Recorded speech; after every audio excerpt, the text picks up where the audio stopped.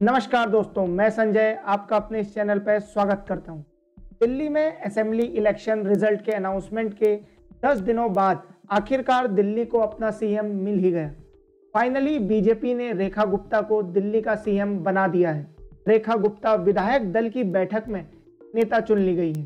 PM Modi, UP के CM Yogi Adityanath ने भी उन्हें कांग्रेचुलेट किया है।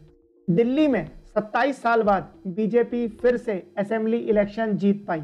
इस इलेक्शन में बीजेपी ने 48 सीटें जीती। सीएम बनने की रेस में कई कैंडिडेट्स थे। पहले कयास लगाए जा रहे थे कि भारतीय जनता पार्टी दिल्ली के मेंबर ऑफ पार्लियामेंट से किसी को सीएम बनाएगी, पर बाद में पार्टी के टॉप लीडर्स ने यह कंफर्म कर दिया कि सीएम 48 इलेक्टेड एमएलए से ही बनेगा।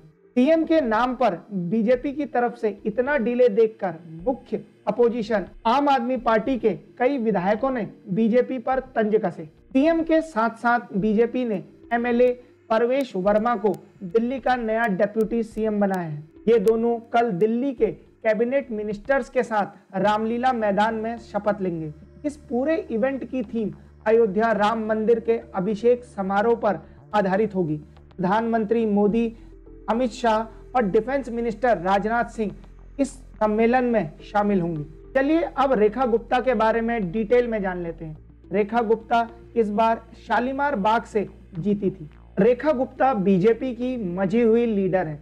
उनका बड़ा ही स्ट्रॉन्ग पॉलिटिकल बैकग्राउंड है। रेखा गुप्ता डीयू के दौलत राम कॉलेज से पढ़ी हुई हैं। उन्होंने अपनी पॉलिटिकल जर्नी की शुरुआत दिल्ली यूनिवर्सिटी स्टूडेंट यूनियन का चुनाव जीतकर करी थी। कॉलेज के समय से ही ये पॉलिटिक्स में काफी एक्टिव थी। 2007 में ये अपना पहला काउंसलर इलेक्शन नॉर्थ प्रीतमपुरा से जीती। 2022 में बीजेपी ने इन्हें अपना मेयर कैंडिडेट बनाया। हालांकि ये उस इलेक्शन में हार गई और पार्टी में इनका पद बढ़ता ही चला गया। करंटली रेखा गुप्ता बीजेपी महिला मोर्चा की वाइस प्रेसिडेंट है। ये पिछले 3 दशकों से बीजेपी से जुड़ी हुई हैं। अब अगला सवाल आता है कि why BJP has chosen Rekha Gupta as CM. Delhi में रेखा गुप्ता को अपनी पहली पसंद बनाने के लिए बीजेपी के पास कई कारण हैं। अगर अरविंद केजरीवाल के कार्यकाल को हटा दें तो दिल्ली में 1998 से महिला मुख्यमंत्री होना कोई नई बात नहीं। पहले सुषमा स्वराज, फिर शीला दीक्षित का 15 साल और रिसेंटली आम आदमी पार्टी से आतिशी सीएम रही और अब ये पद रेखा गुप्ता को मिला है। बीजेपी महिला सीएम चुनकर दिल्ली की जनता को ये संदेश भी देना चाहती है कि वुमेन उसकी टॉप प्रायोरिटी में। 2025 के चुनाव में वुमेन वोटिंग परसेंटेज 60.92 रहा, जो मेल वोटिंग परसेंटेज से अधिक है। दिल्ली में आम आदमी पार्टी को उम्मीद थी कि महिलाओं का वोट उसे मिलेगा, पर बीजेपी की जीत के बाद यह माना जा रहा है कि महिलाओं का वोट बीजेपी को गया है। बीजेपी और आप दोनों ने ही इस चुनाव में वुमेन सेंट्रिक स्कीम्स अनाउंस की है, चाहे वो महिला समृद्धि योजना में 2500 रुपए पर मंथ हो या फिर 21,006 nutritional kit for every pregnant women वाली स्कीम हो। रेखा गुप्ता को सीएम चुनने के साथ साथ ही बीजेपी ने एक तीर से 3 निशाने लगाए हैं। पहला, रेखा गुप्ता की नॉन कंट्रोवर्शियल इमेज।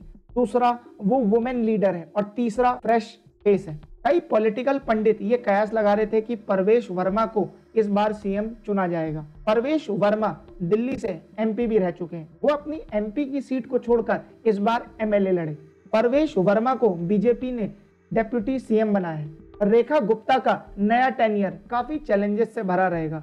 यमुना की सफाई हो या दिल्ली में सड़कों के बुरे हाल, दिल्ली में गंदा पानी हो या गिरता हुआ AQI, इन सब परेशानियों से रेखा गुप्ता को दिल्ली की जनता को बाहर निकालना होगा। पर इन सब की बातें किसी और वीडियो में। अब मैं मिलता हूं आपसे नेक्स्ट वीडियो में। जय हिंद, जय भारत।